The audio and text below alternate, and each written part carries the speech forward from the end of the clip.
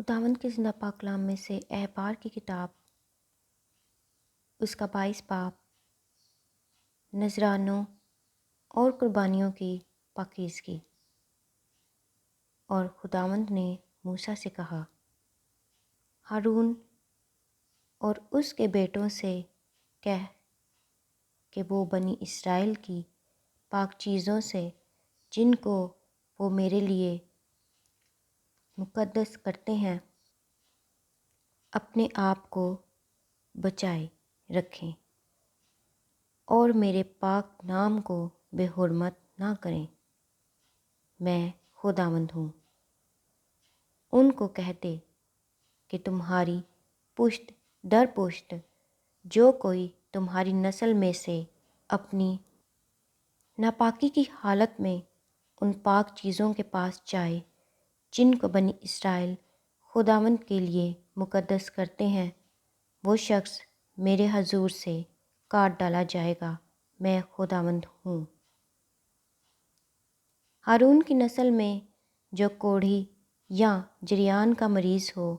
وہ جب تک پاک نہ ہو جائے پاک چیزوں میں سے کچھ نہ کھائے،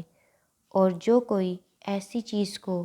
جو مردہ کے سبب سے ناپاک ہو گئی ہے یا اس شخص کو جس کی دھات بہتی ہو چھوئے، یا جو کوئی کسی رینگنے والے جاندار کو جس کے چھونے سے وہ ناپاک ہو سکتا ہے چھوئے، یا کسی ایسے شخص کو چھوئے جس سے اس کی ناپاکی خواہ وہ کسی قسم کی ہو اس کو بھی لگ سکتی ہے، تو وہ آدمی جو ان میں سے کسی کو چھوئے شام تک ناپاک رہے گا، اور جب تک پانی سے غسل نہ کر لے پاک چیزوں میں سے کچھ نہ کھائے، اور وہ اس وقت پاک ٹھہرے گا جب آفتاب غروب ہو جائے۔ اس کے بعد وہ پاک چیزوں میں سے کھائے، کیونکہ یہ اس کی خوراک ہے، اور مردار یا درندہ کے پھاڑے ہوئے جانور کو کھانے سے وہ اپنے آپ کو نجس نہ کر لے۔ میں خداوند ہوں۔ اس لیے وہ میری شرع کو مانے، تا نہ ہو کہ اس کے سبب سے ان کے سر گناہ لگے اور اس کی بے حرمتی کرنے کی وجہ سے وہ مر بھی جائیں۔ میں خداوند ان کا مقدس کرنے والا ہوں۔ کوئی اجنبی پاک چیز کو نہ کھانے پائے، خواہ وہ کاہن ہی کے ہاں ٹھہرا ہو یا اس کا نوکر ہو، تو بھی وہ کوئی پاک چیز نہ کھائے، لیکن وہ جسے کاہن نے اپنے زر سے خریدا ہو اسے کھا سکتا ہے، اور وہ جو اس کے گھر میں پیدا ہوئے ہوں وہ بھی اس کے کھانے میں سے کھائیں۔ اگر کاہن کی بیٹی کسی اجنبی سے بیاہی گئی ہو تو وہ پاک چیزوں کی قربانی میں سے کچھ نہ کھائے، پر اگر کاہن کی بیٹی بیوہ ہو جائے یا مطلقہ ہو اور بے اولاد ہو اور لڑکپن کے دنوں کی طرح اپنے باپ کے گھر میں پھر آ کر رہے، تو وہ اپنے باپ کے کھانے میں سے کھائے، لیکن کوئی اجنبی اسے نہ کھائے۔ اور اگر کوئی نادستہ پاک چیز کو کھا جائے تو وہ اس کے 5ویں حصہ کے برابر اپنے پاس سے اس میں ملا کر وہ پاک چیز کاہن کو دے، اور وہ بنی اسرائیل کی پاک چیزوں کو جن کو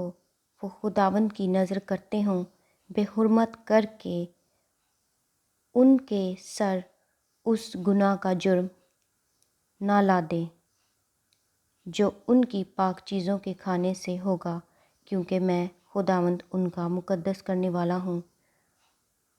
اور خداوند نے موسیٰ سے کہا، ہارون اور اس کے بیٹوں اور سب بنی اسرائیل سے کہہ کہ اسرائیل کے گھرانے کا یا ان پردیسیوں میں سے جو اسرائیل کے درمیان رہتے ہیں، جو کوئی شخص اپنی قربانی لائے، خواہ وہ کوئی منت کی قربانی ہو یا رضا کی قربانی جسے وہ سوختنی قربانی کے طور پر خداوند کے حضور گزرانا کرتے ہیں، تو اپنے مقبول ہونے کے لیے تم بیلوں یا بروں یا بکروں میں سے بے عیب نر چڑھانا، اور جس میں عیب ہو اسے نہ چڑھانا، کیونکہ وہ تمہاری طرف سے مقبول نہ ہوگا۔ اور جو کوئی اپنی منت پوری کرنے کے لیے یا رضا کی قربانی کے طور پر گائے، بیل یا بھیڑ بکری میں سے سلامتی کا ذبیحہ خداوند کے حضور گزرانے، تو وہ جانور مقبول ٹھہرنے کے لیے بے عیب ہو، اس میں کوئی نقص نہ ہو۔ جو اندھا یا شکستہ عضو یا لولا ہو، یا جس کے رسولی یا کھجلی یا پپڑیاں ہوں، ایسوں کو خداوند کے حضور نہ چڑھانا، اور نہ مذبح پر ان کی آتشین قربانی خداوند کے حضور گزرانا۔ جس بچھڑے یا برے کا کوئی عضو زیادہ یا کم ہو، اسے تم رضا کی قربانی کے طور پر گزران سکتا ہے، پر منت پوری کرنے کے لیے وہ مقبول نہ ہوگا۔ جس جانور کے خصیے کچلے ہوئے یا چور کیے ہوئے یا ٹوٹے یا کٹے ہوئے ہوں، اسے تم خداوند کے حضور نہ چڑھانا، اور نہ اپنے ملک میں ایسا کام کرنا، اور نہ ان میں سے کسی کو لے کر تم اپنے خدا کی غذا پردیسی یا اجنبی کے ہاتھ سے چڑھوانا، کیونکہ ان کا بگاڑ ان میں موجود ہوتا ہے، ان میں عیب ہے، سو وہ تمہاری طرف سے مقبول نہ ہوں گے۔ اور خداوند نے موسیٰ سے کہا، جس وقت بچھڑا یا بھیڑ یا بکری کا بچہ پیدا ہو تو 7 دن تک وہ اپنی ماں کے ساتھ رہے، اور 8ویں دن سے